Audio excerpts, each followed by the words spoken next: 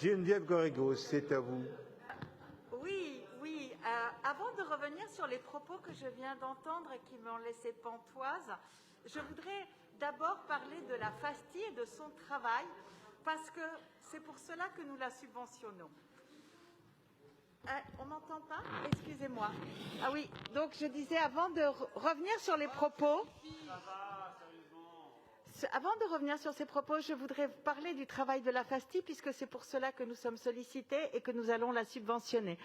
Et c'est en tant qu'élue du 20e arrondissement, justement, que j'interviens, puisque je suis une élue du 20e, que la FASTI est installée dans le 20e, et que c'est là où j'observe son travail.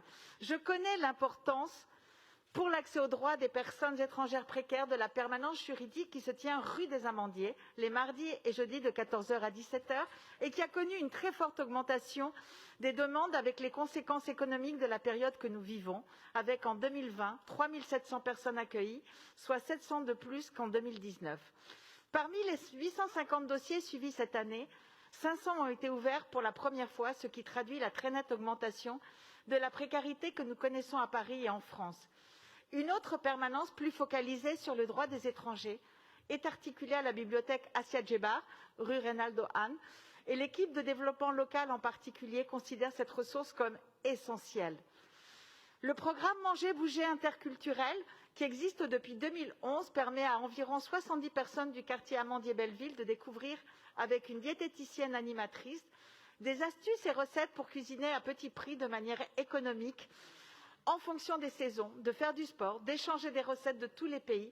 La FASTI donne enfin, toutes les semaines, 2 cours de français à une 50aine d'apprenants.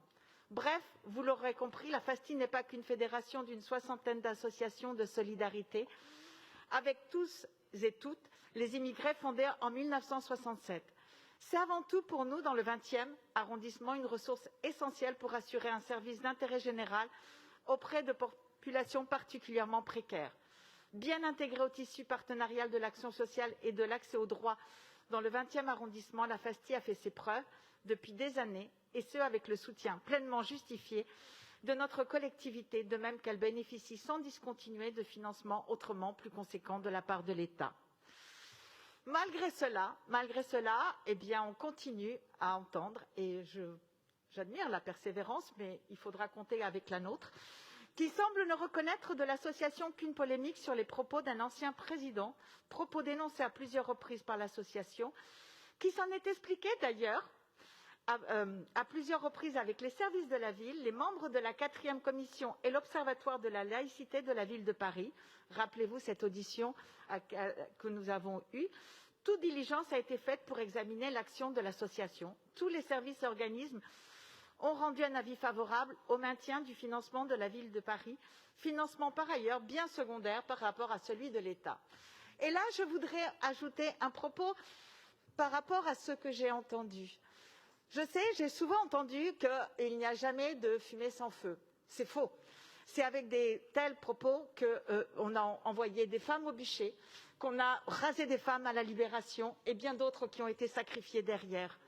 Moi, ce que je constate, et ça fait des années que je le constate dans le monde, eh bien, de plus en plus, comme on s'attaque aux droits des femmes, comme on s'attaque aux droits des personnes LGBT, eh bien, on s'attaque aux associations, on s'attaque aux défenseurs, on jette l'opprobre, on les stigmatise dès lors que leurs propos ne nous correspondent pas, dès lors qu'ils ont une vision différente de la nôtre. Je voudrais rappeler ici que dans les dictatures à travers le monde, eh bien, on se passe d'un juge pour juger de ce qui est légal, de ce qui correspond à la liberté, de ce qui respecte le droit. C'est l'opprobre, c'est la stigmatisation et c'est très dangereux. Et donc, si on a des choses à reprocher à nos associations, à celles que nous soutenons, que nous supervisons avec la ville, avec les différents départements, eh bien qu'on aille devant le juge et qu'on les attaque pour non-respect des valeurs républicaines. En attendant, eh bien, nous continuerons à soutenir les associations qui font un travail remarquable, parce que la démocratie, c'est ça, et on respecte la liberté d'opinion. Merci beaucoup.